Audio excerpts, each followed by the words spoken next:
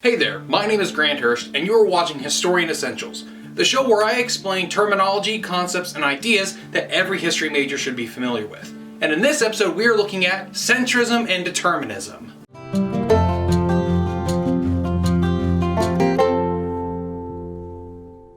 If you're a student of history, then you've probably heard of words such as Eurocentrism, Americentrism, or even Afrocentrism if you've had to read the works of W.B. Du Bois.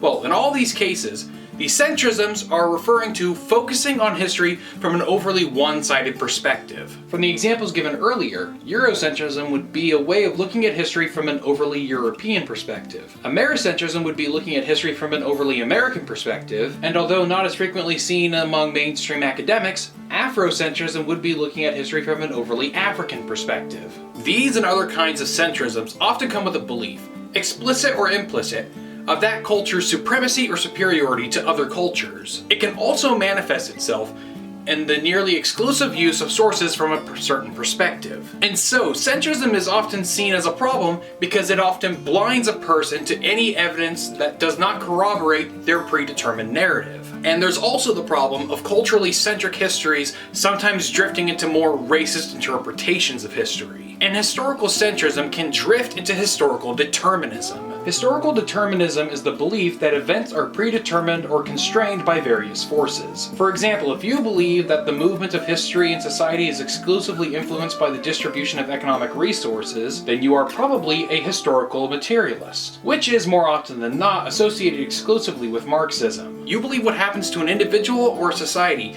is almost completely determined, if not exclusively, by how wealthy they are at birth. Another example would be something like theological determinism, in which someone believes that all actions are preordained by a god, and therefore there is nothing that can be done to circumvent the will of deities. The problem with determinism is that it assumes that any one force can have absolute control over what an individual or a society can do, and that it removes all individual human agency from the equation. Now, the reason I put these two ideas together is because they go hand in hand.